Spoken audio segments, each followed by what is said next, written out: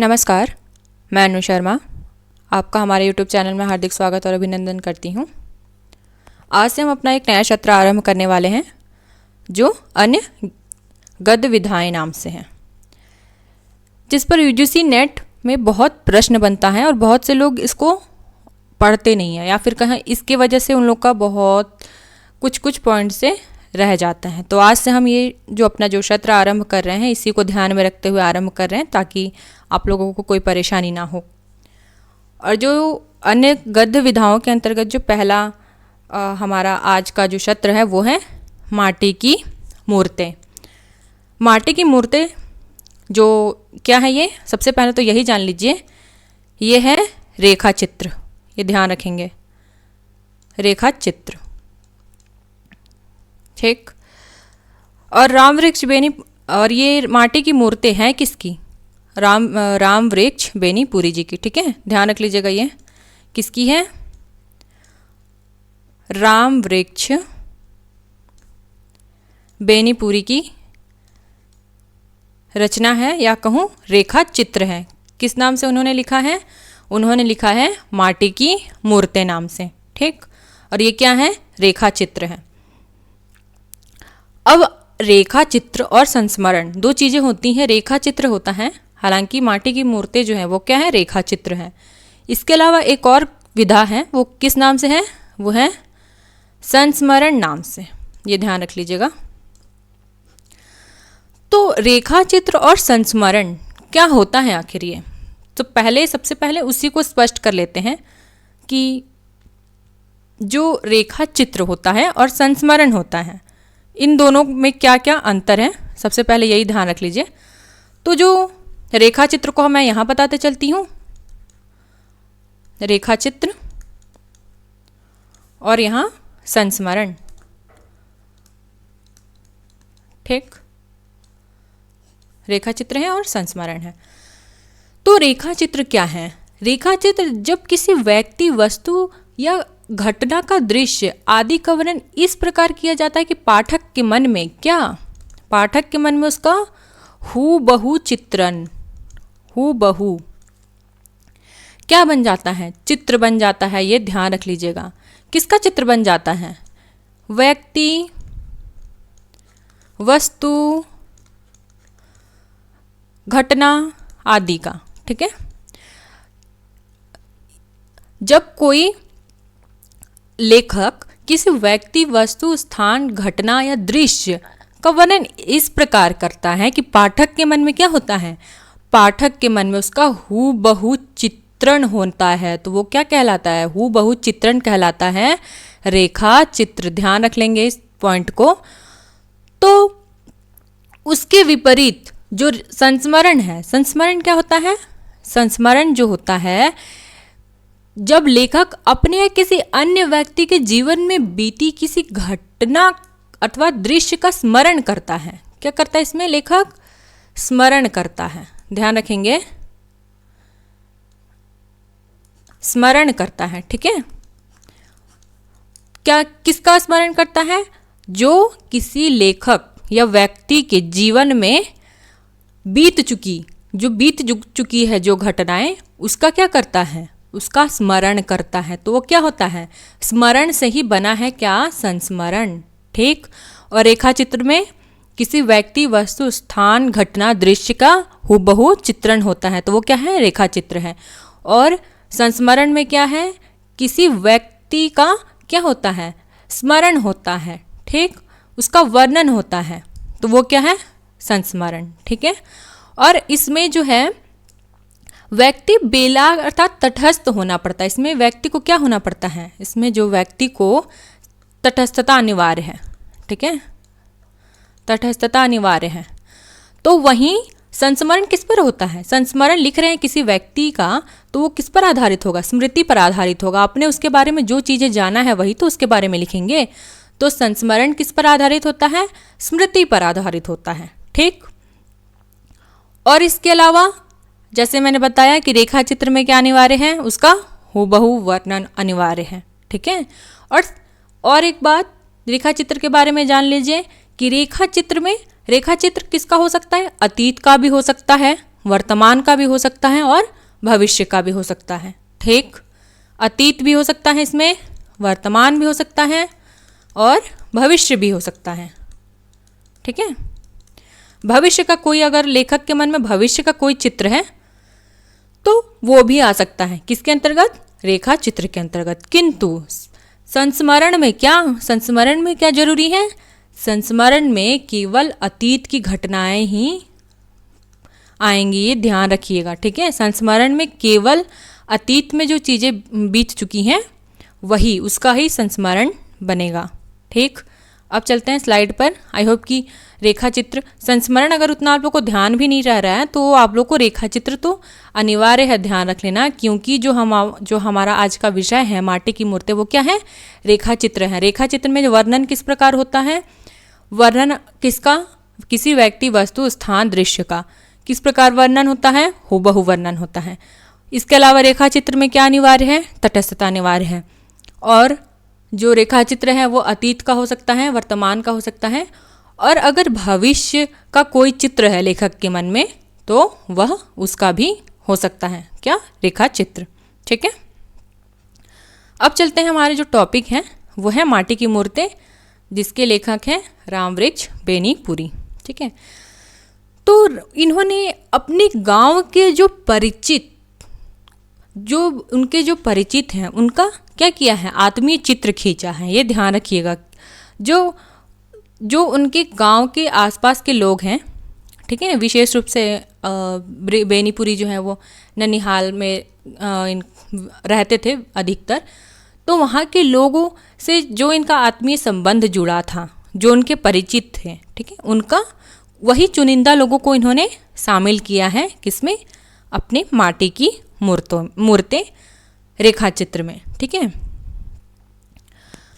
और इसके अलावा उनका जो चित्रण है बहुत सजीव है, और इसके अलावा जो है उसमें सामाजिक, सांस्कृतिक और आर्थिक जो परिस्थितियां थी उस समय की, ठीक है, उसकी भी झलक हमें मिलती है किसके माध्यम से, माटी की मूर्ति माध्यम से। आगे हम लोग पढ़ेंगे तो आप लोग देखिएगा कि आखिर सामाजिक, सांस्कृतिक, राजनीतिक झलक हमें किस प्रकार मिलती है। तो अब जो रामवृक्ष बेनीपुरी है उनके संबंध में थोड़ी सी चीज़ें जान लेते हैं कि इनका जन्म, यहाँ पे आ जाती हूँ, रामवृक्ष बेनीपुरी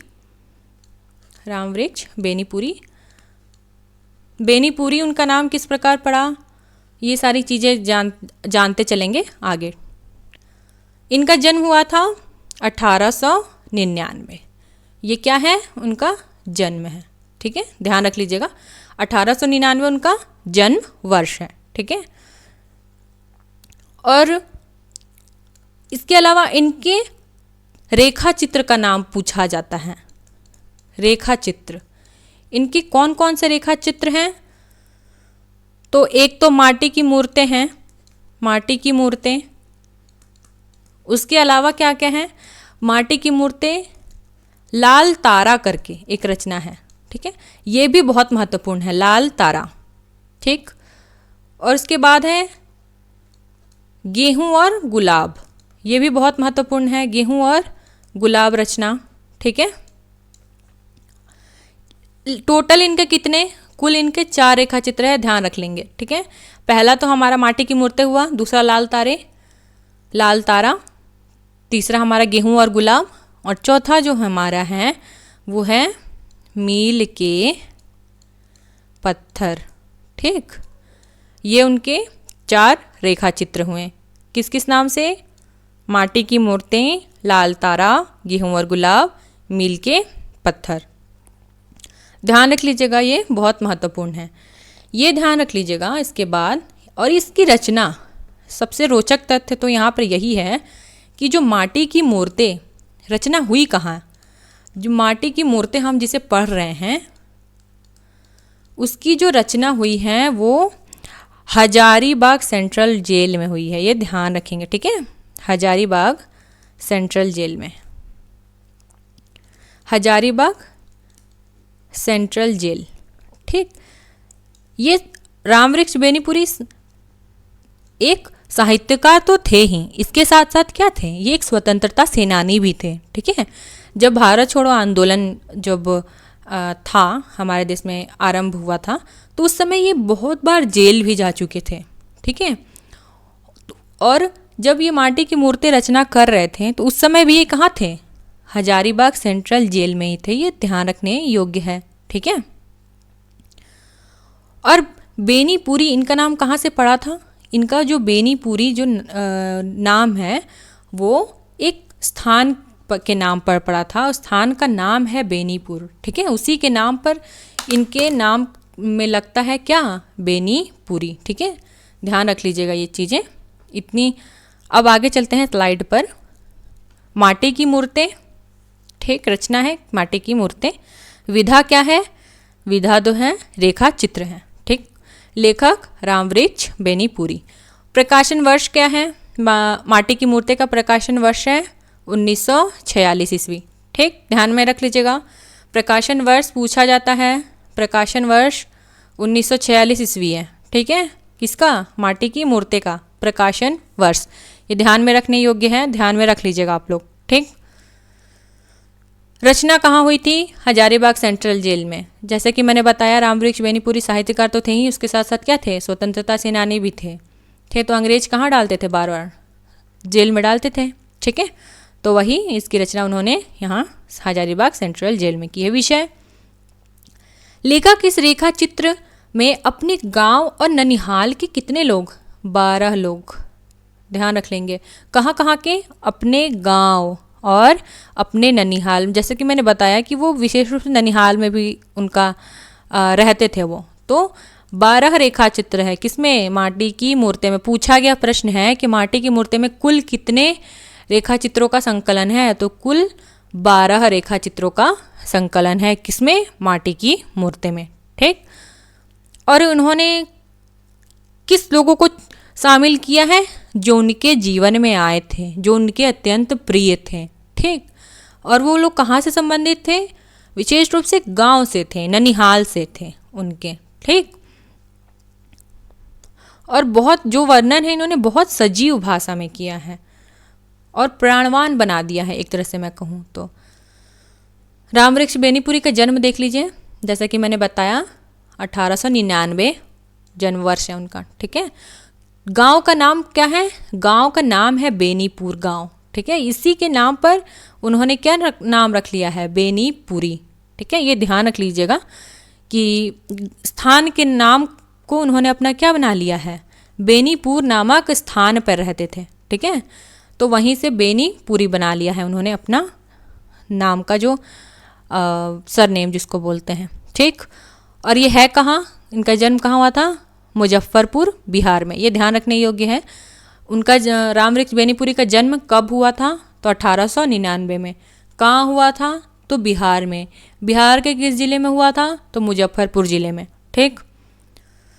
1942 के स्वतंत्रता आंदोलन में ये हजारीबाग जेल गए थे। जैसा कि मैंने बताया कि 1942 में जो स्वतंत्रता आंदोलन हुआ था, किस नाम से? भारत छोड़ो आंदोलन नाम से। ठीक है।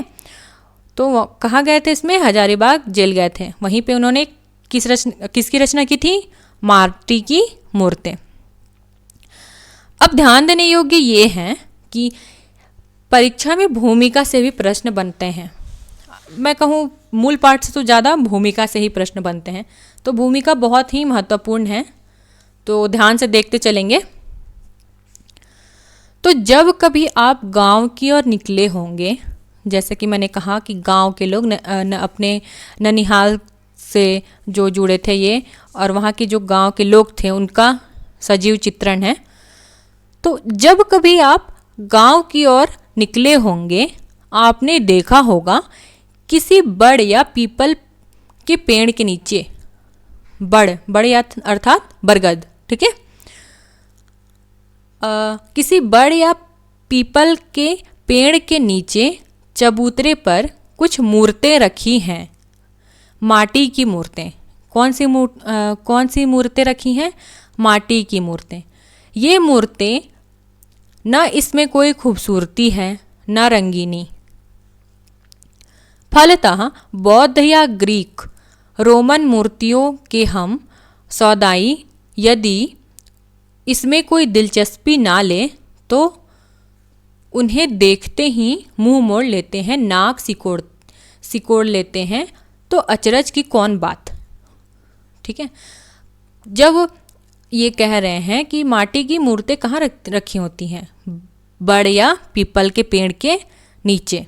ठीक है, और कहते हैं कि फलतः बौद्ध और ग्रीक रोमन के सौदाई अर्थात जानकार लोग। ठीक है, बौद्ध और ग्रीक का जिक्र क्यों है, जो ये मूर्तियाँ होती हैं वो बहुत प्रसिद्ध हैं, बौद्ध और ग्रीक की मूर्तियाँ। ठीक है, और ये जो मूर्तियाँ होती हैं आप देखिएगा कि मिट्टी की नहीं होती हैं, विशेष रूप से किसी धातु की बनी होती है, ये ध्यान रखना है। बौद्ध और ग्रीक की जो रोमन मूर्तियों का जिक्र है तो क्यों है, क्योंकि जो ग्रीक की मूर्तियाँ हैं और बौद्ध की जो मूर्तियाँ हैं वो धातु की बनी होती हैं। ठीक है, तो वही कह रहे हैं कि हम अगर जानकार लोग इसमें दिलचस्पी ना लें और उसको देखते ही मुंह मोड़ लें, नाक सिकोड़ लें, तो अचरज की कौन बात है। ठीक, आगे चलते हैं। किंतु इन कुरूप बदशक्ल मूर्तों में भी एक चीज़ है, शायद उस पर हमारा ध्यान नहीं गया, वह है जिंदगी। ध्यान रख लीजिएगा, प्रश्न अगर नेट में बनता है, नेट में इसी प्रकार का प्रश्न बनता है, आप एक्सपेक्ट नहीं किए होंगे यहाँ से प्रश्न बन जाएगा, वहीं से वो प्रश्न बनाते हैं। तो ये ध्यान रख लीजिएगा कि ये कुरूप बदशक्ल मूर्तियों में हम किस और हमारा ध्यान नहीं जाता है। तो इसमें क्या है जिस पर हमारा ध्यान नहीं जाता है, इसमें क्या है, जिंदगी है। ध्यान रखेंगे, बोल रहा है ना कि किंतु इन कुरूप बदशक्ल मूर्तियों में एक चीज़ है, शायद उस और हमारा ध्यान ही नहीं जाता है। किस और हमारा ध्यान नहीं जाता है, किसमें क्या है, उसमें जिंदगी है। ये ध्यान रख लेंगे, एक एक पॉइंट हमारे लिए महत्वपूर्ण है, एक एक प्रश्न हमारे लिए महत्वपूर्ण है। ठीक, तो हमारा किस और ध्यान नहीं जाता है, उसमें क्या है, जिंदगी है। ये माटी की बनी है, माटी पर धरी है, इसीलिए जिंदगी के नज़दीक है। क्यों है जिंदगी के नज़दीक, क्योंकि ये माटी की बनी है और माटी पर ही रखी हुई हैं, धरी अर्थात रखी हैं। ठीक है, जिंदगी के सराबोर है, जिंदगी से सराबोर है, अर्थात जिंदगी से सराबोर है। क्यों, क्योंकि वो माटी से बनी है और माटी पर ही रखी हैं। ठीक है, और जो गांव के लोगों का चित्रण है वो किससे जुड़े होते हैं, गांव के लोग विशेष रूप से ज़मीन से ही जुड़े होते हैं, मिट्टी से जुड़े होते हैं। ठीक है, ये देखती हैं, सुनती हैं, खुश होती हैं, शाप देती हैं, आशीर्वाद देती हैं। ये मूर्तें न तो किसी आसमानी देवता की होती हैं, न अवतारी देवता की। ये जो है मूर्तें जो है माटी की, यहाँ पे ये पॉइंट ध्यान रख लेंगे, ये देखती हैं, सुनती हैं, खुश होती हैं, शाप देती हैं। तो ये भी आप ये क्रम से भी याद रख लीजिएगा। ठीक है, ये माटी की मूर्तें क्या क्या करती हैं, क्योंकि हमारा भरोसा नहीं है कि किस प्रकार का प्रश्न पूछ ले। तो ये ध्यान रख लीजिएगा कि ये मूर्तें जो हैं वो क्या क्या करती हैं, मूर्तें जो हैं देखती हैं। ठीक है, देखती हैं, उसके बाद क्या, सुनती हैं, देखती हैं, सुनती हैं, और क्या होती है, खुश होती हैं। ये भी ध्यान रखने योग्य है, देखती हैं, सुनती हैं, खुश होती हैं, और क्या देती हैं, शाप देती हैं। ये ध्यान रखेंगे, क्रम भी ध्यान रख लीजिएगा, क्योंकि नेट के जो पाठ्यक्रम या फिर प्रश्न बनाने वाले का कोई भरोसा नहीं है, कहाँ से प्रश्न बना दे। क्या करती है, पहले देखती, फिर सुनती है, फिर खुश होती है, फिर शाप देती है। ये क्रम भी ध्यान रख लेंगे। ठीक, और फिर क्या देती है, और उसके बाद आशीर्वाद देती है। ठीक, आशीर्वाद देती है। ये मूर्तें ना तो किसी आसमानी देवता की हैं, ना अवतारी देवता की। ये जो मूर्तें हैं किसी आसमानी देवता की भी नहीं है और ना किसी अवतारी देवता की। गांव के ही किसी साधारण व्यक्ति मिट्टी के पुतले ने किसी असाधारण अलौकिक धर्म के कारण एक दिन देवत्व प्राप्त कर लिया था। गांव के ही, ये कोई अवतारी नहीं है। ठीक है, ये आसमानी देवता भी नहीं है और अवतारी भी नहीं है, बल्कि क्या है, एक साधारण व्यक्ति ने ही क्या कर लिया था, एक साधारण व्यक्ति ने ही देवत्व प्राप्त कर लिया था। ठीक है, और देवता में गिना जाने लगा था। गांव के व्यक्ति के सुख दुख का दृष्टा सृष्टा बन गया था। ठीक, आगे चलते हैं।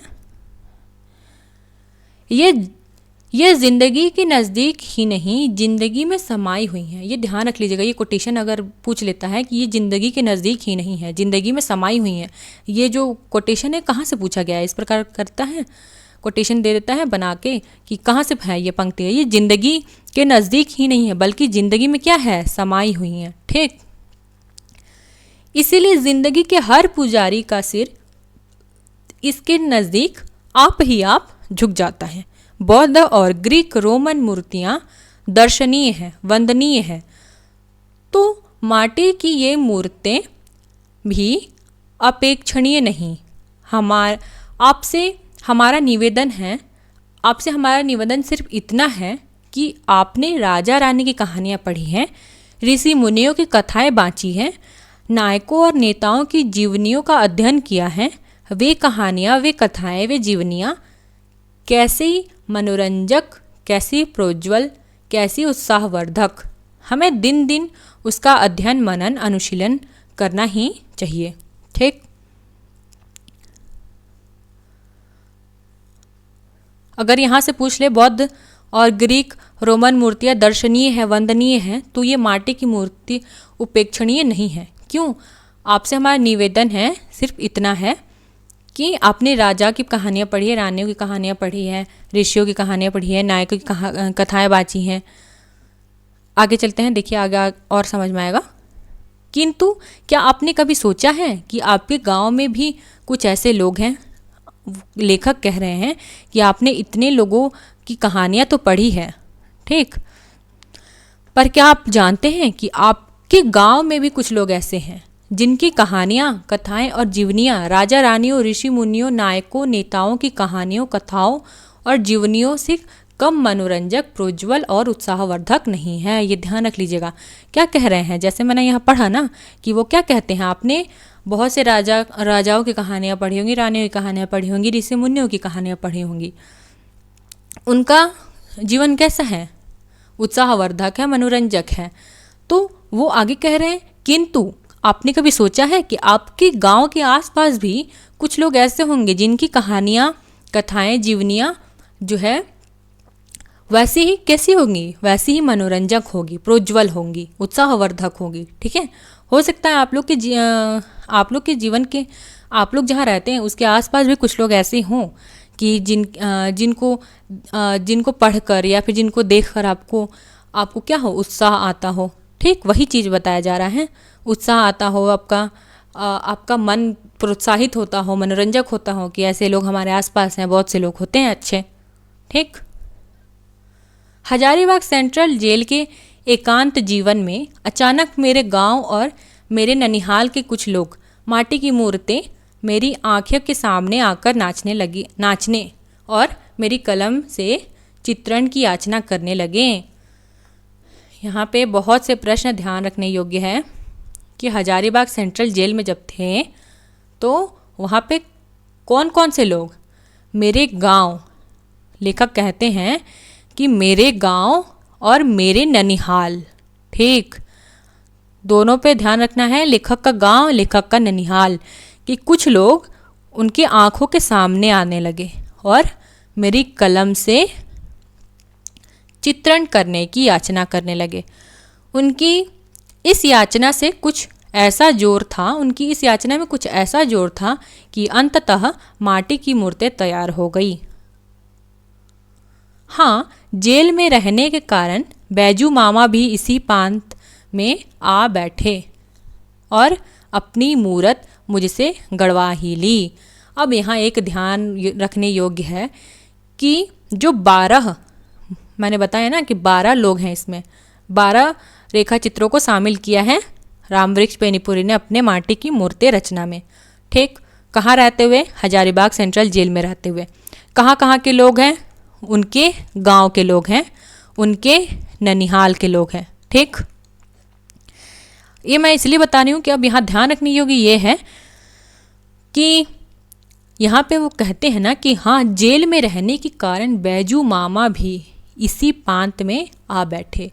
ये जो बैजू मामा है उनके गांव और ननिहाल से संबंधित नहीं है, बल्कि जब लेखक जेल में थे तो वहाँ पे वो मिले थे किससे? बैजू मामा से। ठीक है, ये ध्यान रख लीजिएगा कि ये जो बैजू मामा नामक जो चरित्र है ये लेखक के गांव का, ननिहाल का नहीं है। अगर पूछ लेता है प्रश्न कि जो लेखक ने माटी की मूर्ति में 12 जो चरित्र, एक तरह से मैं कहूँ, का वर्णन किया है, उसमें से कौन गांव या ननिहाल का नहीं है? गांव या ननिहाल का नहीं है, ननिहाल का नहीं है। तो वो कौन है? गांव या ननिहाल का जो बैजू मामा है वो नहीं है। बल्कि वो कहाँ मिले थे लेखक को? वो मिले थे उनको जेल में। ठीक, इनका भी चरित्र पढ़ेंगे तो आप लोग और ध्यान रख पाएंगे। तो ये ध्यान रख लीजिएगा कि बैजू मामा जो है वो गांव या ननिहाल से नहीं जुड़े हैं। मैं साफ कह दूं, ये कहानियाँ नहीं जीवनियाँ हैं। ये कहानियाँ नहीं कह रहे हैं लेखक, ये बल्कि जीवनियाँ हैं। अगर ये प्रश्न बनता है कि माटी की मूर्तें जो रेखा चित्र है उसे लेखक ने क्या कहा है? माटी की मूर्तें जो रेखा चित्र हैं उसे लेखक ने क्या कहा है? मूर्तें रेखा चित्र को लेखक क्या कहते हैं? को लेखक क्या कहते हैं? प्रश्नवाचक तो क्या कहते हैं वो ध्यान रख लीजिएगा। ये क्या कहते हैं? जीवनी। ठीक है, ये क्या है? कहानियाँ नहीं है बल्कि क्या है? जीवनियाँ हैं। ठीक, ये चलते फिरते आदमियों के शब्द चित्र हैं। इसके अलावा क्या है? ये शब्द चित्र हैं। ठीक है, मानता हूँ कला ने उन पर पच्चीकारी की है। क्या कह रहे हैं? कला ने क्या किया? उन पर पच्चीकारी की है, किंतु मैंने ऐसा नहीं होने दिया है कि रंग रंग में मूल रेखा ही गायब हो जाए। लेखक इन जो उन्होंने जो माटी की मूर्ति रचना की है उसको क्या कहते हैं? उसको तो सबसे पहले वो जीवनियाँ कहते हैं। वो कहते हैं कि मैंने इस पर पच्चीकारी की है, किंतु मैंने ऐसा नहीं होने दिया है कि उसका जो मूल रंग है वो गायब हो जाए। अर्थात जो उनका जो रचनाकार थे, जो रचना के पात्र थे, जो जैसे रजिया हैं, उनका ऐसा नहीं कि कला के माध्यम से उनका व्यक्तित्व उन्होंने दूसरा ढाल दिया है। जो इस प्रकार थी वही उसी प्रकार उन्होंने लिखा है। मैं उसे अच्छा रसोइया नहीं समझता। ये बहुत महत्वपूर्ण है। मैं उसे अच्छा रसोइया नहीं समझता। ठीक, जो इतना मसाला रख दे कि सब्जी का मूल स्वाद ही नष्ट हो जाए। ये एक महत्वपूर्ण कोटेशन है। क्या कहते हैं लेखक? वो जो है उसे अच्छा रसोइया, जो खाना बनाने वाला है उसे अच्छा नहीं मानते। वो कहते हैं कि अगर वो सब्जी का अगर मूल स्वाद ही गायब हो जाता है तो वो क्या है? वो अच्छा रसोइया नहीं है। मसाला इतना डाल दे सब्जी में कि जो सब्जी का टेस्ट है, अपना जो मूल टेस्ट है, वही स्वाद ही नहीं है उसका मूल, केवल मसाला मसाला लग रहा है, तो वो क्या है? अच्छा रसोइया नहीं है। ठीक है, अब दूसरा महत्वपूर्ण कोटेशन यहाँ आता है। कला का काम जीवन को छिपाना नहीं, उसे उभारना है। ये भी ध्यान रखिएगा, पूछा गया है। कला का काम जीवन को छिपाना नहीं है बल्कि क्या करना है? बल्कि उसे उभारना है। ठीक, छिपाना नहीं, उसे उभारना है। कला वह है जिसे पाकर जिंदगी निखर उठे, चमक उठे। यहाँ तक ठीक है। साथ में उनके अनुसार कला क्या है? जिसे पाकर जिंदगी क्या हो? जिसे पाकर जिंदगी निखर उठे, चमक उठे। ठीक है, ध्यान रखेंगे। डरता था सोने चांदी के इस युग में मेरी ये माटी की मूर्तें कैसी पूजा पाती हैं, किंतु इधर मैंने कुछ जो प्रकाश में आई, हिंदी संसार ने उन्हें सिर आंखों पर लिया। किंतु जो उनकी भी जितनी भी रचनाएं, जो रेखा चित्र हैं, वो प्रकाश में आते गए तो हिंदी संसार ने क्या किया? उन्हें अपनाया, उन्हें प्यार दिया। ठीक है, सिर आंखों पर लिया, अर्थात बहुत पढ़ा गया, उनकी प्रतियां बहुत बिकी। यह मेरी कलम या कला की करामात नहीं, मानवता के मन में मिट्टी के प्रति स्वाभाविक स्नेह है और यही उसका परिणाम है। उनके अनुसार ये जो बहुत उनकी माटी की मूर्ति जो रचना किया उन्होंने, जो प्रतियां बहुत बिकी, उसका क्या कारण है? उसका कारण है कि मानव के मन में मिट्टी के प्रति क्या स्वाभाविक स्नेह कारण है ये माटी की मूर्तें बिकने का। ठीक, ये रचना की प्रतियां बिकने का एक तरह से कहूँ। ठीक है, तो जैसा कि मैंने बताया कि माटी की मूर्तें रचना में कितने रेखा चित्र संकलित हैं, तो माटी की जो मूर्तें हैं उसमें 12 लोगों का चित्रण है। ठीक है, ध्यान में रख लेंगे। और एक महत्वपूर्ण यहाँ पे एक ये आ रहा है पॉइंट, यहाँ पे मैं लिखती हूँ उसको, कि जो रजिया जो है रेखा चित्र, इसे लेखक ने बाद में जोड़ा है। ध्यान रख लीजिएगा, रजिया जो है 1953 में जोड़ा गया है। ठीक है, ये ध्यान रखने योग्य है कि रजिया क्या किया गया है, रजिया जो है इसे रजिया जो पात्र है माटी की मूर्ति में बाद में जोड़ा गया है। ठीक है, 12 लोग कौन कौन से हैं वो देख लीजिए। सबसे पहले 12 लोगों में है पहली नंबर रजिया।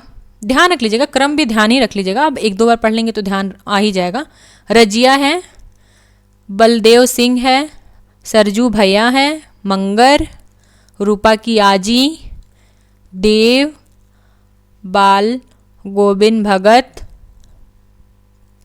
भौजी, परमेश्वर, बैजू मामा, सुभान खा और बुधिया। ध्यान रख लीजिएगा। ठीक, एक बार फिर से पढ़ देती हूँ। रजिया, बलदेव सिंह, सरजू भैया, मंगर, रूपा की आजी, देव, बाल गोविंद भगत, भौजी, परमेश्वर, बैजू मामा, सुभान खा और बुधिया। ठीक, अब जो पहला रेखा चित्र है उनका जो वो है रजिया, देख लेते हैं। मेरे लिए यह रूप रंग सचमुच अजीब था। ठेठ हिंदुओं की बस्ती में मेरे और मुझे मेले पेठिए में भी अधिक नहीं जाने दिया जाता था। ये ध्यान रखेंगे, ये लेखक अपने बारे में कह रहे हैं। ठीक है, लेखक को क्या नहीं जाने दिया जाता, लेखक को मेले वगैरह में जाने नहीं दिया जाता था। ठीक है, अधिक जाने नहीं दिया जाता था। किसे नहीं दिया जाता था जाने मेले में? लेखक को, अर्थात रामवृक्ष बेनीपुरी को। क्यों नहीं जाने दिया जाता? अब उसका रीज़न मतलब उसका कारण सुनिए। क्योंकि सुना है बचपन में मैं एक मेले में खो गया था। क्यों नहीं जाने दिया जाता था? क्योंकि लेखक जो हैं एक मेले में खो गए थे। ठीक, मुझे कोई औघड़ लिए जा रहा था कि गांव की एक लड़की की नज़र पड़ी और मेरा उद्धार हो गया। अगर प्रश्न पूछ ले कि लेखक को कौन लिए जा रहा था, तो एक औघड़ लिए जा रहा था। ठीक, लेखक को कहाँ जाने नहीं दिया जाता था? मेले में जाने नहीं दिया जाता था। क्यों नहीं जाने दिया जाता था? क्योंकि ये मेले में एक बार खो गए थे। ठीक, मुझे और उनको कौन ले जा रहा था? उठा के, एक औघड़ उठा के ले जा रहा था। ठीक, लेकिन किसकी दृष्टि पड़ी थी? एक लड़की की दृष्टि पड़ी थी कि लेखक को औघड़ एक उठा ले जा रहा है, तो लेखक की दृष्टि पड़ी, उसने चिल्लाया होगा जिससे लोग आ गए होंगे और लेखक बच गए थे, छोड़ के उनको भागने लगा था वो। ठीक है, मेरा उद्धार हुआ। मैं माँ बाप का इकलौता, माँ चल बसी थी। क्यों नहीं मेले ठेले में जाने नहीं दिया जाता था? क्योंकि ये क्या थे? माँ बाप के इकलौते संतान थे। ठीक है, इसलिए इनको छोड़ा ही नहीं जाता था। माँ चल बसी थी, इसीलिए उनकी एकमात्र धरोहर को मौसी की आंखों में जुगोकर रखती थी। उनका पालन पोषण एक तरह से कहूँ तो कहाँ किसने किया था? मौसी ने किया था। क्यों? क्योंकि उनकी माँ चल बसी थी। ठीक है, मेरे गांव में भी लड़कियों की कमी नहीं, किंतु ना उनकी यह वेशभूषा ना यह रूप रंग। मेरे गांव की लड़कियां कानों में बालियां कहाँ डालती और भर बाह कमीज पहनना भी उन्हें कभी नहीं देखा। लेखक अपने गांव की लड़कियों का चित्रण करते हैं। वो कहते हैं कि लड़कियों को क्या नहीं करते देखा उन्होंने? लड़कियों को उन्होंने कान में बालियां डालते नहीं देखा। ठीक, भर बाह की कमीज नहीं पहनते देखी। आगे चलते हैं। और गोरे चेहरे तो मिले, किंतु उनकी आंखों में जो एक अजीब किस्म का नीलापन दिखता वह कहाँ। किंतु इसकी आंखों में इसकी, अब ये इसकी कौन है? अब ये यहीं से चित्रण शुरू हो रहा है रजिया का। ठीक, किसका, किसके बारे में कह रहे हैं? रजिया के बारे में कह रहे हैं कि इसकी आंखों में जो एक अजीब नीलापन दिखता था वह कहाँ। और सचमुच चेहरे की काट भी कुछ निराली जरूर, तभी तो मैं उसे एकटक घूरने लगा। किसे घूर रहे थे लेखक? अभी आगे आएगा, किंतु मैं बताते चलती हूँ कि घूर रहे हैं ये रजिया है। ठीक, यह बोली थी रजिया की माँ, जिसे प्रायः ही अपने घर में चूड़ियों की खचियाँ लेकर आते देखता आया था। रजिया की माँ क्या करती थी? चूड़ीहारिन थी। ठीक है, चूड़ियाँ बेचा करती थी। और लेखक ने उसकी माँ को चूड़ी की खचिया लेकर आते हुए देखते थे वो। ठीक, वह मेरे आंगन में चूड़ियों का बाजार पसाकर बैठती थी। किसके बारे में अभी बात हो रही है? यहाँ बात हो रही है, ध्यान रखेंगे कि वह मेरे आंगन में चूड़ियों का बाजार पसार कर बैठती थी। यहाँ बात चल रही है रजिया की माँ के बारे में। ठीक, वह अर्थात रजिया की माँ। और कितनी बहु बेटियाँ उसे घेरे हुए थी। किसे घेरे हुए थी? रजिया की माँ को। मुंह से भाव साव करती और हाथ से खरीदारिनों के हाथ में चूड़ियाँ चढ़ाती वह सौदे पटाए जा रही थी। कौन पटाए जा रही थी सौदे? रजिया की माँ। ठीक, आगे चलिए। अब तक उसे अकेले ही आते जाते देखा था। हाँ, कभी कभी उसके पीछे एक मर्द होता जो चूड़ियों की खांची ढोता। यह बच्ची आज पहली बार आई थी और न जाने किस बाल सुलभ उत्सुकता से मेरी ओर खिंची चली आ रही थी। कौन यहाँ? ये जो बच्ची है उसके साथ जो आई है वो पहली बार लेखक ने उसे देखा है। ठीक है, और बच्ची है वो। ठीक है, बाल सुलभ, लेखक भी छोटे हैं, वो बच्ची भी छोटी है। तो जो रजिया है वो क्या आ रही है? लेखक की ओर खींचती हुई आ रही है, आते चली आ रही है। ठीक है, शायद वह यह भी नहीं जानती थी कि किसी के हाथ का खाना किसी के निकट पहुंचते ही छू जाता है। ये ध्यान रखेंगे कि हाथ का खाना अर्थात लेखक क्या कर रहे हैं उस समय? लेखक जो हैं अच्छा रामवृक्ष बेनीपुरी, वो क्या कर रहे थे? खाना खा रहे थे। ठीक है, और जो रजिया जो है वो क्या थी?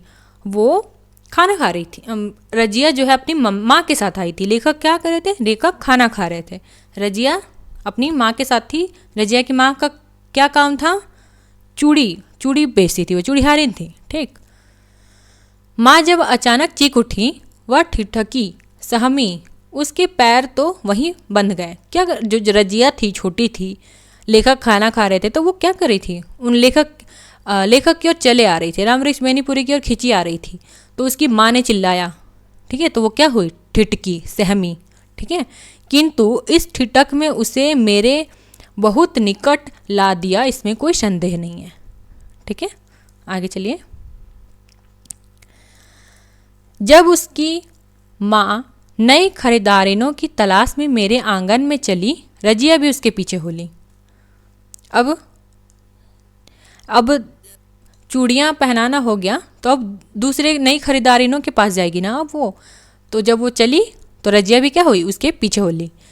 मैं खाकर मुँह हाथ धोकर जब उसके निकट था और वह चली, जैसे उसकी डोर में बंधा थोड़ी दूर तक घिसटता गया। वह जा रही थी, लेखक भी उसके पीछे पीछे चले जा रहे थे।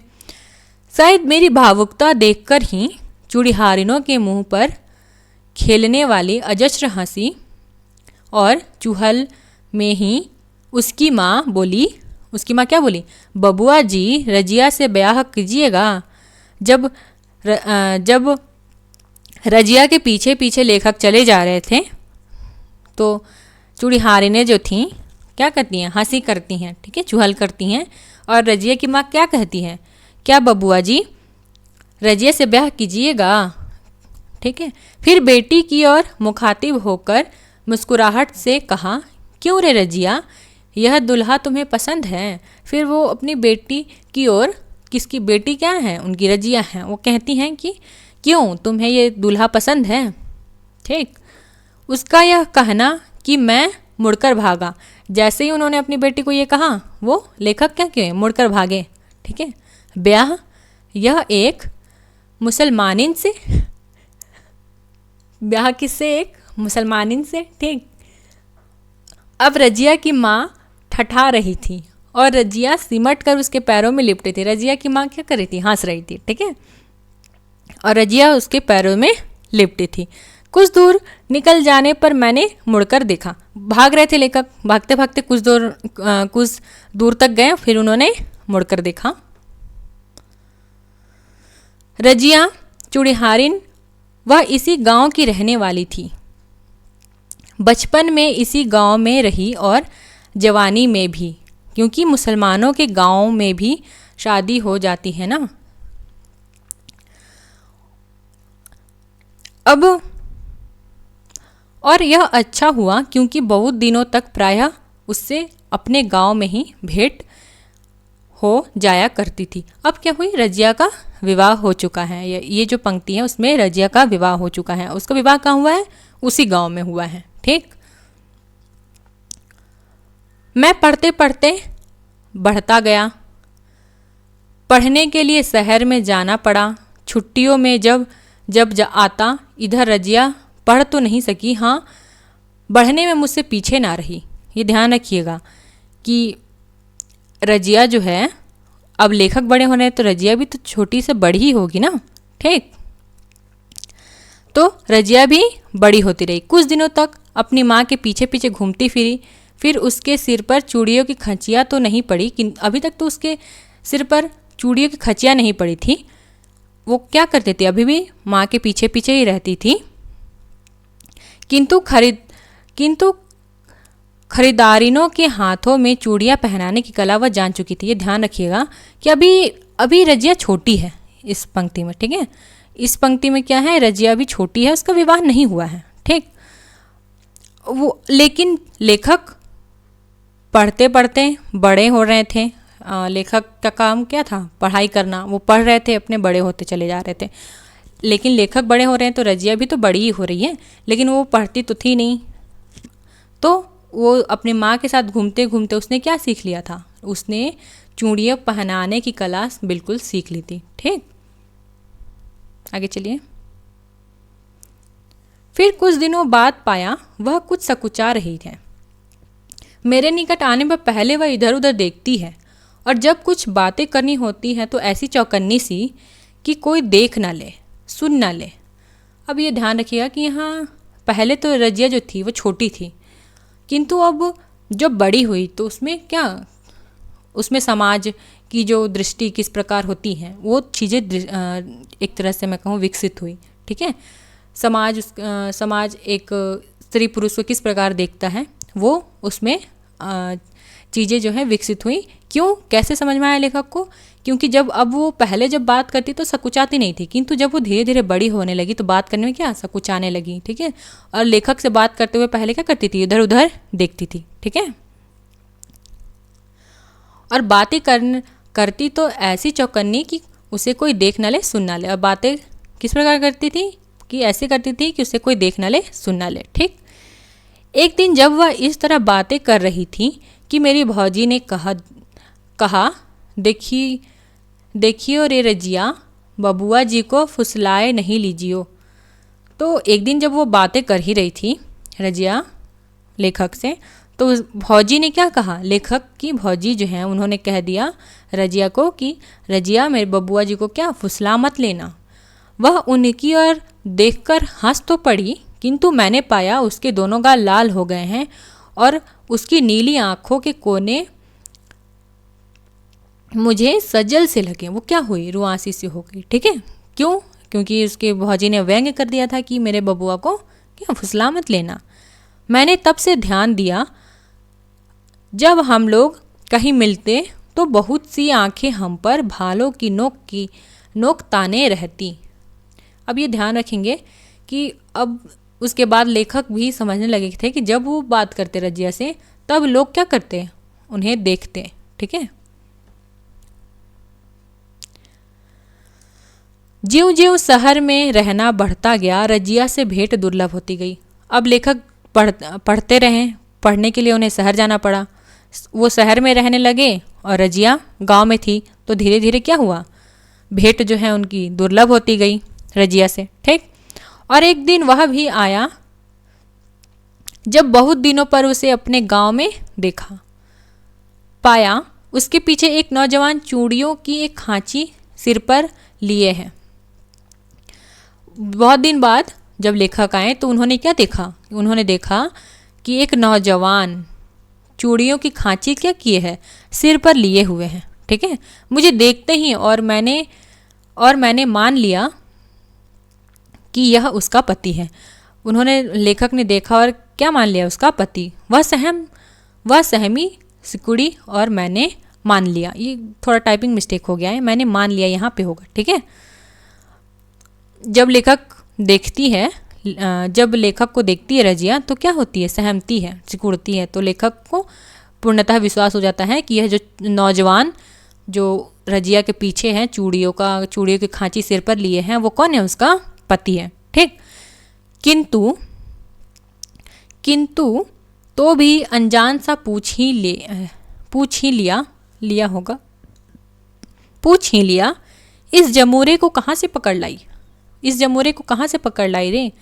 अगर हो सकता है ये पंक्ति कोटेशन की तरह बना के दे दे कि इस जमूरे को कहाँ से पकड़ लाई रे, तो ये ध्यान रखिएगा कि ये कहाँ, किसकी पंक्ति है, ये जो है माटी की मूर्ति की पंक्ति है। और साथ में माटी की मूर्ति की किसका चित्रण है, किस पात्र से लिया गया है या फिर किस चरित्र से लिया गया है, तो वो है रजिया से। ठीक है। इसी से पूछिए, साथ लग गया तो क्या करूं। तो वो रजिया क्या उत्तर देती है, इसी से पूछिए, अर्थात उसके पति से पूछिए।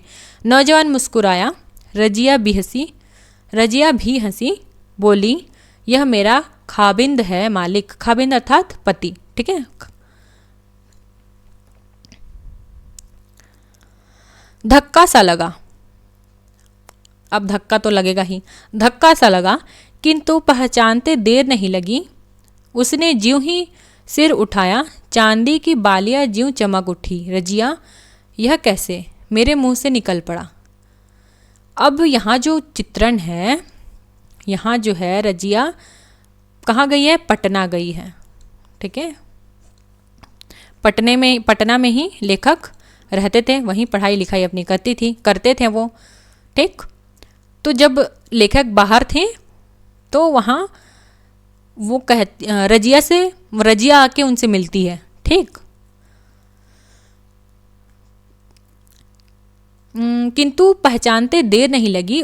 उसने ज्यों ही सिर उठाया, चांदी की बालियां जो चमक उठी। रजिया, यह कैसे, मेरे मुंह से निकल पड़ा। जब वो लेखक देखते हैं कि रजिया है तो उनके मुंह से निकल पड़ता है कि यहाँ पे कैसे तुम। ठीक है। कहाँ आई थी, पटना आई थी, गांव से। ठीक। सौदा सुलभ करने आई हूँ। जब वो लेखक पूछते हैं कि यहाँ कैसे, रजिया से, तो वो कहती है कि सौदा क्या करने आई है, सुलभ करने आई है, अर्थात एक तरह से मैं कहूँ कि अपना सामान लेने आई है, जो वो बेचती है, माल लेने आई है, चूड़ियाँ खरीदने आई है। ठीक। मालिक, सौदा सुलभ करने आई हूँ मालिक। अब तो नए किस्म के लोग हो गए हैं ना। अब क्या है, अब नए किस्म के लोग हो गए हैं। अब लाख की चूड़ियाँ कहाँ किसी को भाती हैं, अब लाख की चूड़ियाँ किसी को नहीं भाती हैं। नए लोग, नई चूड़ियाँ, साज श्रृंगार की कुछ और चीज़ें भी ले जाती हूँ। जैसे साज श्रृंगार के और क्या क्या चीज़ें ले जाती है रजिया, जैसे पाउडर ले जाती है, किलप ले जाती है, क्या क्या चीज़ें हैं ना। नया ज़माना, दुल्हन के नए नए मिजाज। फिर जरा सा रुक कर बोली, सुना था आप यहीं रहते हैं मालिक, तो मैं अक्सर आया करती हूँ। कहाँ आया करती है, ध्यान रख लीजिएगा, पटना में आई हुई है। ठीक है, ध्यान रखेंगे। ठीक। यहाँ वो अक्सर आया करती हैं। क्या करने आया करती हैं, वो अपना सामान जो बेचती है, जो लाख की चूड़ियाँ अब उसका कोई लेता नहीं है। तो क्यों नहीं लेता है, क्योंकि ज़माना बदल रहा है, जो नई नई बहुएं आ रही हैं उनके नए नए डिमांड्स होते हैं कि ये चाहिए वो चाहिए, तो वही चीज़ें वो क्या करने आई है, लेने आई है, जिसमें किस किस का जिक्र है, पाउडर, क्लिप, ये सारी चीज़ें वो लेने आई है। ठीक। जब हसन पान लाने चला गया, रजिया ने बताया कि किस तरह दुनिया बदल गई है। जब हसन कौन, ये ध्यान रखेंगे, रजिया का पति। ये ध्यान रख लीजिएगा कि पूछ ले रजिया का पति का क्या नाम है। रजिया के पति का क्या नाम है? रजिया के पति, मैं लिख देती हूँ। रजिया के पति का नाम, रजिया के पति का नाम क्या है? हसन। ठीक है। कहाँ चला जाता है वो? पान लाने जाता है। तो वो ये सारी चीज़ों का वर्णन करते हैं कि किस प्रकार क्या हो रहा है। अब तो ऐसे भी गांव है जहां हिंदू मुसलमानों के हाथ से सौदे भी नहीं लेते।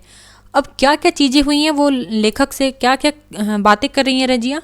क्या वो कह रही है कि अब तो ऐसा ज़माना बदल गया है कि हिंदू जो लोग हैं वो मुसलमानों से क्या करते हैं, सौदा नहीं लेते हैं। तो इस प्रकार हम क्या देख सकते हैं, किस प्रकार सामाजिक सांस्कृतिक परिस्थितियाँ धीरे धीरे बदल रही थी, उस पर हम यहाँ पे ध्यान दे सकते हैं। ठीक है। अब हिंदू चूड़ीहारिने हैं, हिंदू दर्जी हैं। ठीक। इसीलिए रजिया जैसे खानदानी पेशे वालों को बड़ी दिक्कत हो गई है। अब जो बदल रही हैं चीज़ें, जिसमें हिंदू अलग ले रहा है, मुसलमान अलग ले रहा है, मुस्लिम से ले रहा है, हिंदू से ले रहा है, तो इससे क्या हो रहा है? वो कहती है कि इससे हम, जो वो खानदानी पेशेवानी थी ना, उसकी माँ भी वही कार्य की थी, चूड़ियों की खांचियाँ बेचती थी, चूड़ियाँ बेचती थी, रजिया भी वही कार्य कर रही है। तब वो कह रही है इससे उसे दिक्कत हो रहा है। किंतु क्या? किंतु रजिया ने यह खुशखबरी सुनाई, मेरे गांव में यह पागलपन नहीं है। अब ये ध्यान रख लीजिएगा, ये तो चीज़ें हो रही थी, किंतु रजिया क्या कहती है? किंतु रजिया कहती है कि उसके गांव में ऐसा वातावरण नहीं है। ठीक। उसके गांव में हिंदू ऐसा हिंदू से ही लेगा, मुस्लिम से ही लेगा, ऐसा कोई वातावरण नहीं है। और मेरी रानी तो सिवा रजिया के किसी दूसरे से चूड़ियाँ लेती ही नहीं। रानी कौन? रानी जो है, ध्यान रखेंगे, बेनीपुरी के पत्नी का नाम क्या है? रानी। ठीक है। रामवृक्ष बेनीपुरी की पत्नी रानी, जो रजिया के अलावा किसी और से चूड़ियाँ नहीं लेती है। ठीक है। आगे चलते हैं। लंबे समय के बाद रजिया के गांव नेता बनकर जाता है। कौन? लेखक। अब क्या हो गया? नेता बन गए हैं। मैं भौचक्का, कुछ सूझ नहीं रहा, कुछ समझ में नहीं आ रहा। लोग मुस्कुरा रहे हैं। नेताजी, आज आपकी कलई खुलकर रही नहीं। यह सपना है कि कानों में सुनाई पड़ा, कोई कह रहा है, किसी शोख लड़की, और दूसरा बोला, ठीक अपनी दादी जैसी। अब जब लेखक आए हैं, नेता बन गए हैं, ठीक है, आई है, तो उनको क्या सुनाई देता है? एक लड़की उनको दिखती है, तो क्या बोलती है? बाकी लोग बोलते हैं अपनी दादी जैसी है। ठीक है। अब ध्यान रखेंगे, दादी जैसी है। और तीसरे ने मेरे होश की दवा दी, यह रजिया की पोती है। अब वो लड़की कौन है? ध्यान रख लीजिएगा कि अब वो लड़की जो है वो रजिया की पोती है। ठीक। बाबू बेचारी बीमार है, आपकी चर्चा अक्सर किया करती है। एक लोग आके कह रहे हैं लेखक से कि क्या है, रजिया बीमार है। ठीक।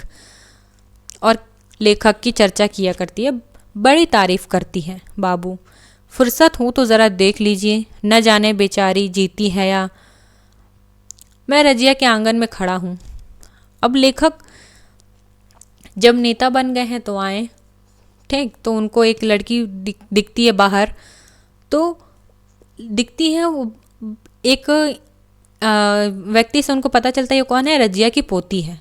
ठीक है। और फिर एक व्यक्ति कहता है कि चलिए, आपको रजिया जो है बहुत याद करती है। तो लेखक आ जाते हैं, वो रजिया के आंगन में आके खड़े हैं। ठीक। ये छोटे छोटे साफ सुथरे घर, यह लिपा पुता चिक्कन दूर दूरांगन। किस प्रकार है, घर कैसा है, लिपा पुता है, ठीक है। भरी पूरी गृहस्थी, मेहनत और दयानंद की देन है। ये किस प्रकार, ये जो उनकी पूरी गृहस्थी है क्या है, वो मेहनत की ही तो देन है, ठीक है। हसन चल बसा है। हसन किसका पति है, जो रजिया का जो पति है हसन, वो चल बसा है, अर्थात उसकी मृत्यु हो गई है, ठीक है। किंतु उसके पीछे 3 हसन छोड़ गए, किंतु उसने 3 हसन छोड़ गए, अर्थात रजिया की कितनी बेटियां हैं, रजिया की बेटियां नहीं, रजिया के कितने बेटे हैं, तो रजिया के पूछा जाए तो रजिया के बेटे कितने हैं, 3, ठीक है, ध्यान रख लीजिएगा। बड़ा बेटा कलकत्ता कमाता है। बड़ा बेटा कहाँ है, कलकत्ते में है, क्या कर रहा है, कलकत्ता में कमा रहा है, ठीक है, ये ध्यान रखिएगा। बड़ा बेटा क्या कर रहा है, कलकत्ता में कमाता है। मंझला पुश्तैनी पेशे में लगा है।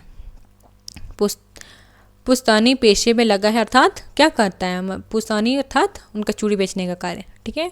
छोटा शहर में पढ़ रहा है। यह बच्ची बड़े बेटे की बेटी है। जो बच्ची उनको मिली थी बाहर, वो कौन है, वो बच्ची जो है रजिया के बड़े बेटे की बेटी है, ठीक।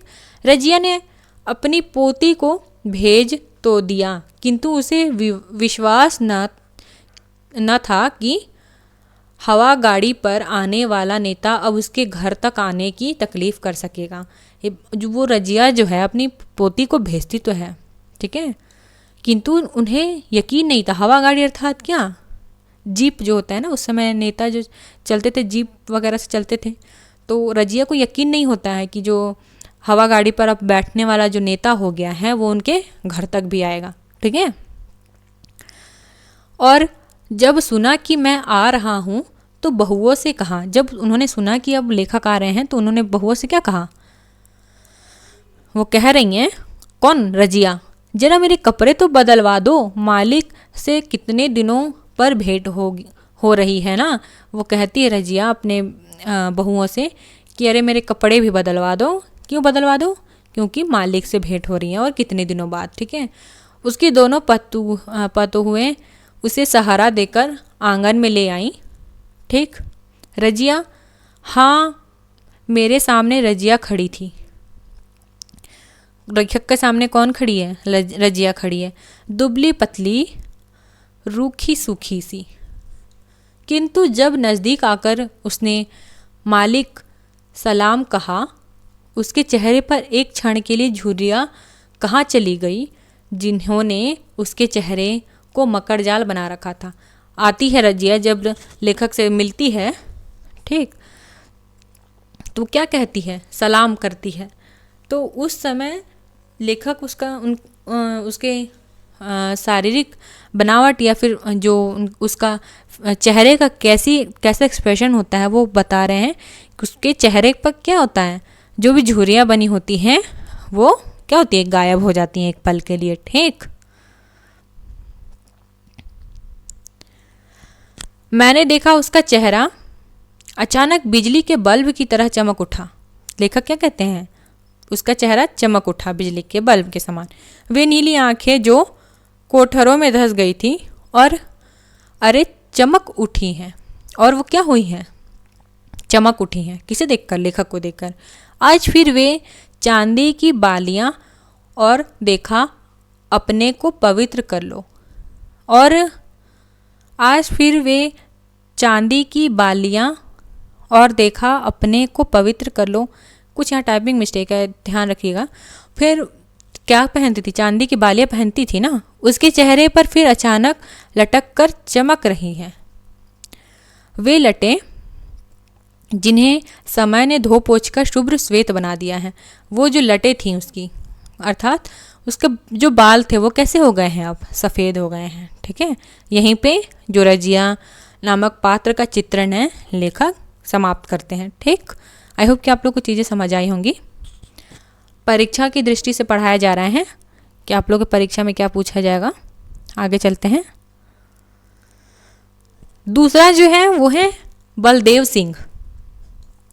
बलदेव सिंह जो है लेखक इनको एक निर्भय, बहादुर, परोपकारी वचन धर्मी व्यक्ति के रूप में चित्रित करते हैं। अगर यही पूछ लिया जाए, प्रश्न अगर यही बन जाए कि लेखक किसे निर्भय, बहादुर, परोपकारी, वचन धर्मी मानते हैं, लेखक किसका चित्रण, इस प्रकार लेखक ने किसके चित्रण में वचन धर्मी, निर्भय, परोपकारी शब्द का प्रयोग किया है, तो किसके चित्रण, किसके वर्णन में, तो बलदेव सिंह के वर्णन में। ठीक है।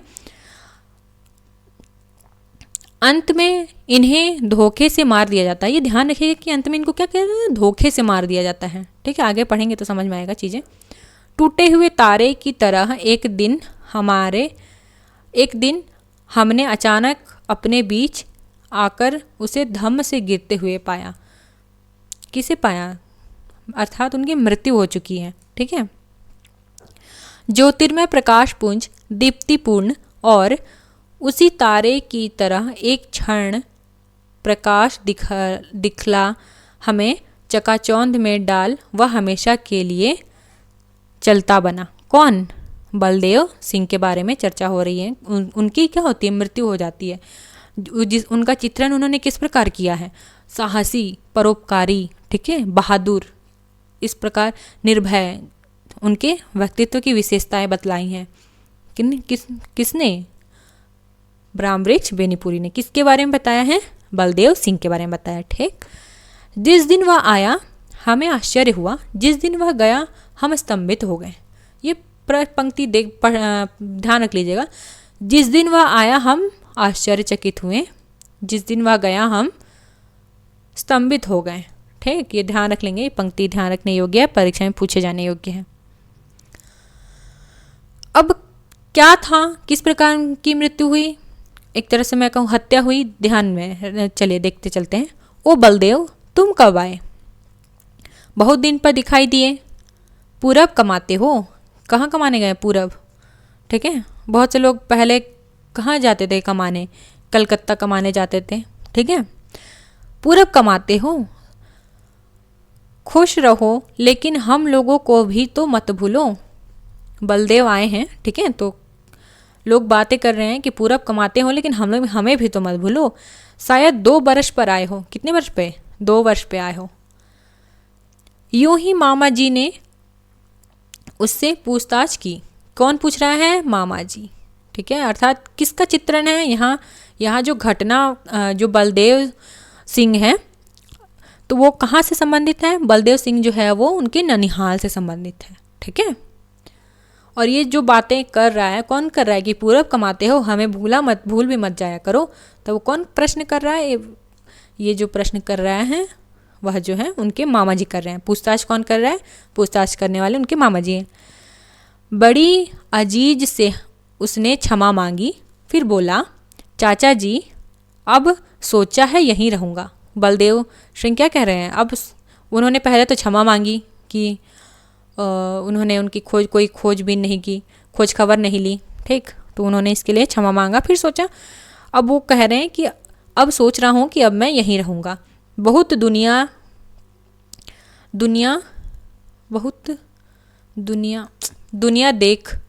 देखी, कुछ टाइपिंग मिस्टेक है, ध्यान रखिएगा। बहुत दुनिया देखी मन कहीं न लगा। उन्होंने वो क्या कह रहे हैं, दुनिया बहुत देखी किंतु मन नहीं लगा। ननिहाल, ध्यान रख लीजिएगा, ननिहाल से भी जी उब गया। यह पुश्तैनी जमीन जैसे डोर लगाकर खींचती जाती है। सोचता हूँ अब आप लोगों की सेवा में ही जिंदगी गुजार दूँ। अब क्या सोच रहे हैं वो कि आप लोगों की सेवा में ही जिंदगी गुजार देने का कौन सोच रहा है, बलदेव सिंह यही बसेंगे। अब क्या, बलदेव सिंह यही बसेंगे। अब वो उन्होंने बहुत पूरब में जाके बहुत काम किया, बहुत दुनिया देख ली, किंतु उनका मन कहीं नहीं लगा। ठीक है, वापस अपने गांव चले आते हैं। शरीर में इतनी ताकत, लेकिन स्वभाव कैसा, बच्चों सा निरीह निर्विकार। ध्यान में रखिएगा, शरीर से कैसे हैं ये, ताकतवर हैं, इसीलिए तो निर्भय हैं। ठीक है, निर्भय हैं। उसके बाद उनका चित्रण किया है ना लेखक ने, कैसे एक जिंदादिल इंसान के रूप में किया है, जो कि निर्भय है। ठीक है, किसी से डरने वाला नहीं है। इस प्रकार का चित्रण है किसका, बलदेव सिंह का। ठीक,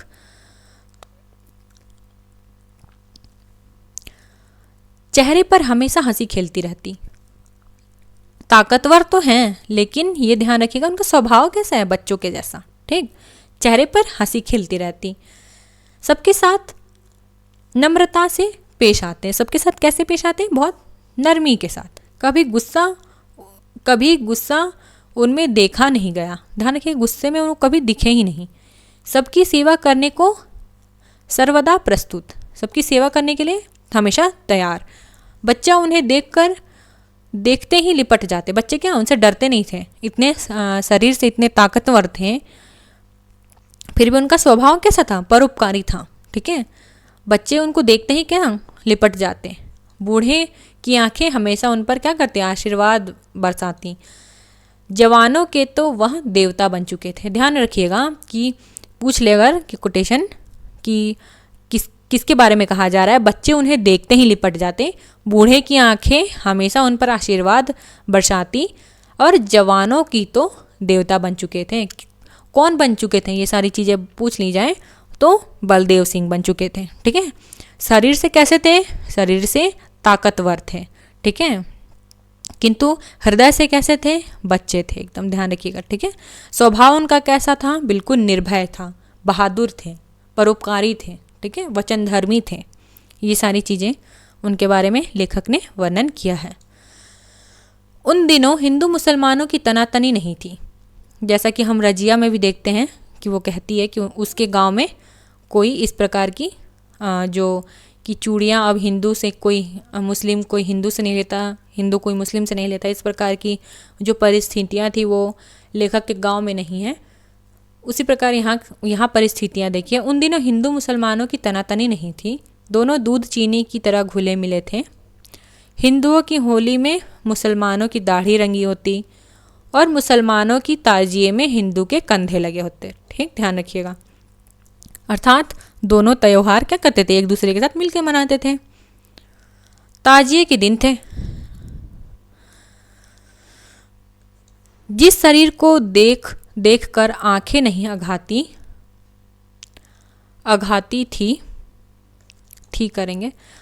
थी, माए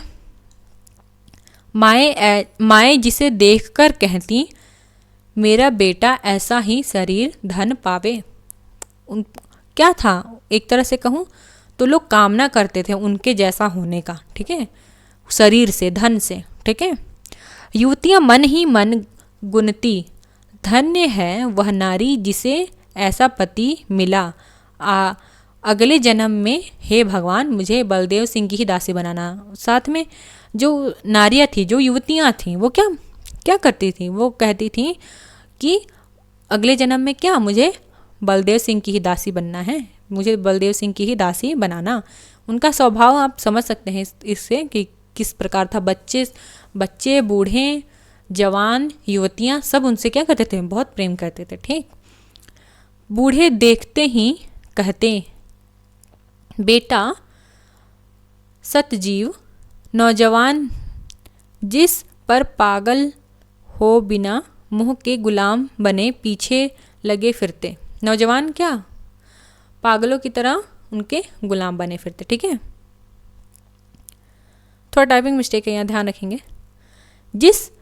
वही शरीर यहाँ आज सामने पड़ा है। अब ध्यान रखिए कि मैंने कहा ना आरंभ में ही क्या बताते हैं लेखक, इनकी मृत्यु हो जाती है। ठीक है, वही शरीर आज यहाँ सामने पड़ा है। कैसे, खून से लथपथ है, धूल से भरा है, छत विछत है।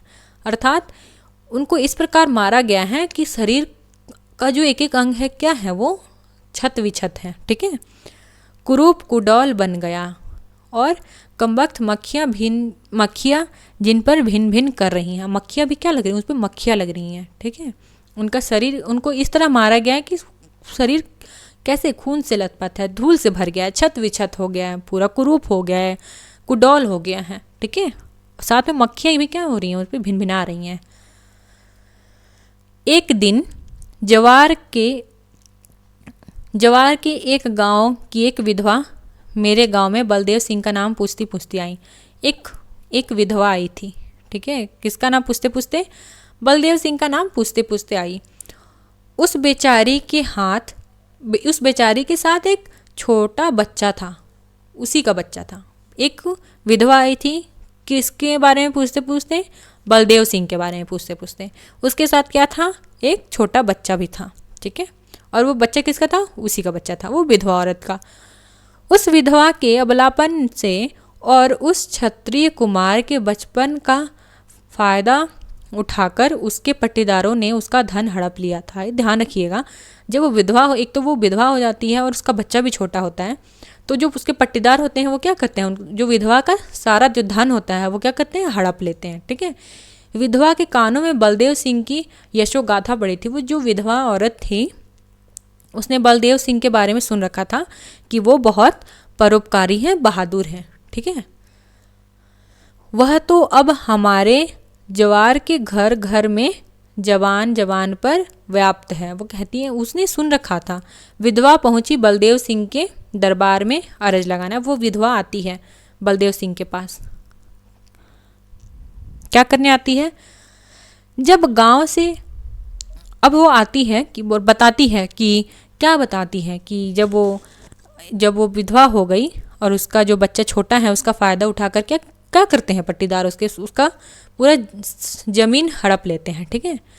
जब गांव से जा रहे थे उन्हें मैंने देखा था। अब जब वो बताती है तो परोपकारी स्वभाव के थे ही, ठीक, निर्भय तो वो थे ही, तो वो क्या होते हैं? तैयार हो जाते हैं उसकी एक तरह से मैं क्या कहूँ, ज़मीन दिलवाने के लिए। तो जब वो बलदेव सिंह गांव से जा रहे होते हैं तब लेखक उनको देखते हैं। प्रणाम भैया जी, मैंने कहा। जब वो सामने से जा रहे होते हैं तो बेनीपुरी जी क्या कहते हैं? प्रणाम भैया। चेहरे पर गुस्से की छाप स्पष्ट थी, किंतु स्वाभाविक हंसी हंसते हुए आशीर्वाद दिया और कहा, एक अबला की रक्षा में जा रहा हूँ बबुआ, 2-4 दिन में लौटता हूँ। उन्होंने क्या कहा कि एक अबला की रक्षा में जा रहा हूँ, अर्थात वो जो क्या करने आई थी, वो उनसे सहायता मांगने आई थी। तो वो क्या कहते हैं? लेखक को बता कर जाते हैं कि मैं एक अबला की रक्षा में जा रहा हूँ, 2-4 दिन में लौटूंगा। बलदेव सिंह नहीं लौटे, लौटी उनकी लाश। बलदेव सिंह तो नहीं लौटते हैं, उनको क्या लौटता है? उनकी लाश लौटती है। और अब बात यह है कि उनको मारा किस प्रकार गया था। उनको जो मारा गया था ना, वो बहादुर थे। शरीर से आप देख ही रहे हैं कि शरीर एक बहुत उनका एक तरह से मैं कहूँ बड़े ये थे, किंतु वो जो विधवा औरत होती है उसकी क्या करते हैं? वो ज़मीन दिलवा भी देते हैं, ठीक है।